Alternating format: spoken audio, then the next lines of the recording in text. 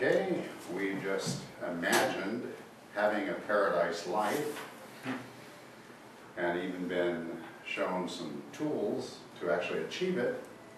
Now imagine the longest card game you've ever played. Did it have consequences? Kanda will tell us about his longest card game, one that, if there were a category for it, he thinks could go into the Guinness Book of World Records. Let's have Kanda take us on his journey in the speech entitled The Winning Hand. Kanda Allahan, The Winning Hand. Applause, applause, applause.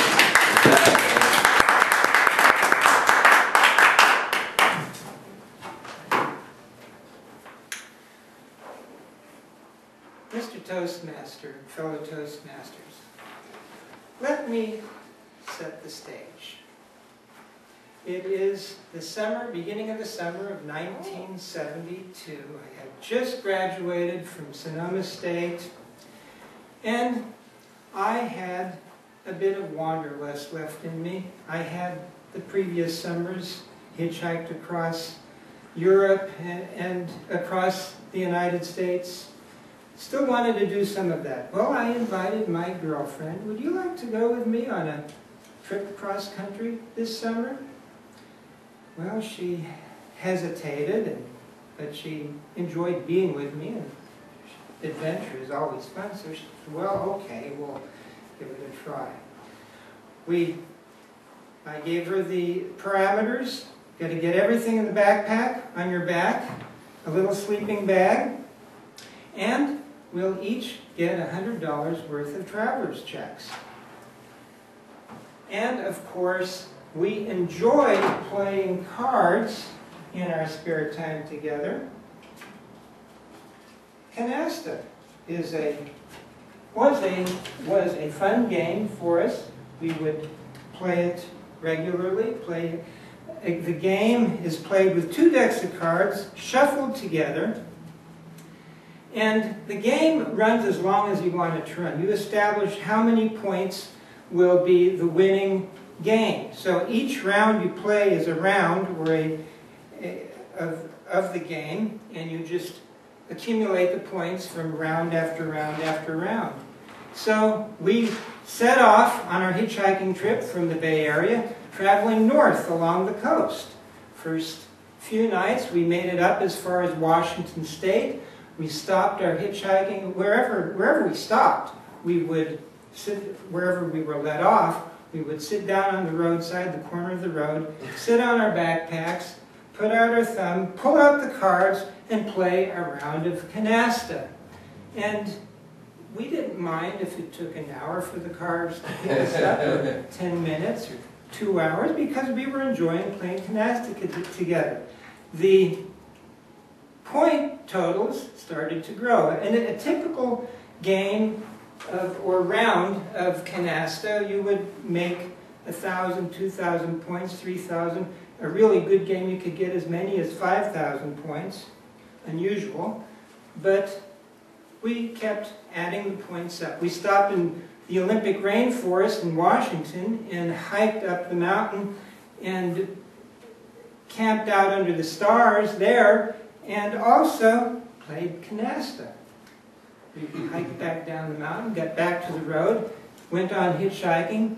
We went up the Olympic Peninsula, across the Puget Sound, over to Vancouver in Canada, stayed a few days there, played canasta, and then headed on east to the Canadian Rockies, up to Jasper in the Canadian Rockies. By that time we figured, well, we've been pretty lucky. It hasn't rained on us, and it didn't rain on us at all in the rainforest of Washington, so we splurged and bought a tarp to hang over us in case it rained. Well, it rained for the first time that night.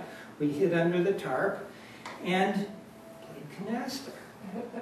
Well, from that point, we looked east and traveled east. We went as far as Edmonton, Saskatoon, Winnipeg, played canasta, as I said, every time we stopped and waited for a car to pick us up, we played another game of canasta. The scores were getting bigger. Our totals were well over 100,000 by this point.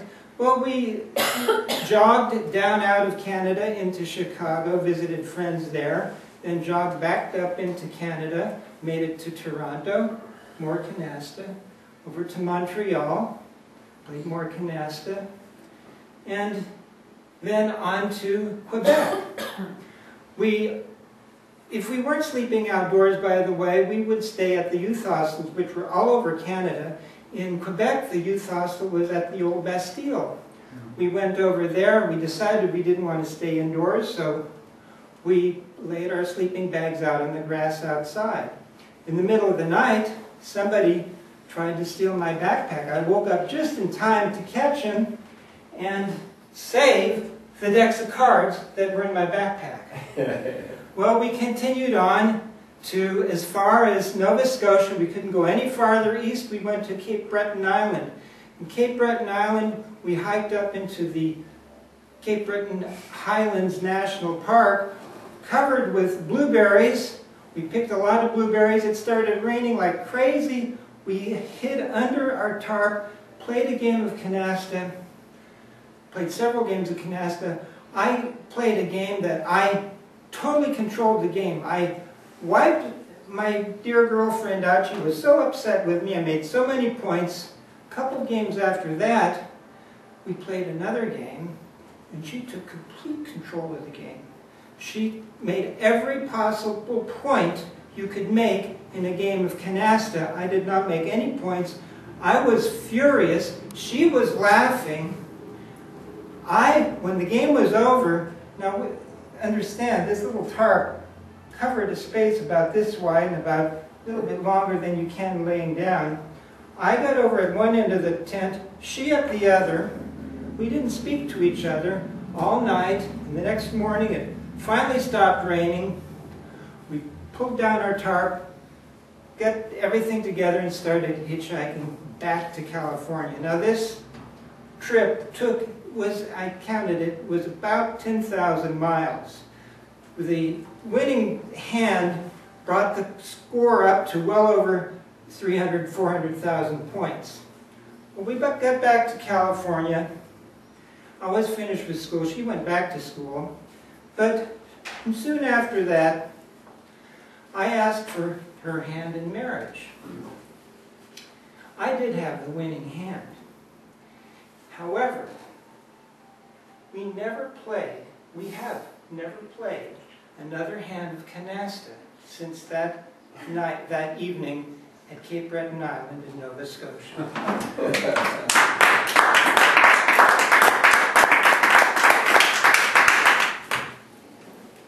Thank you, Kanda.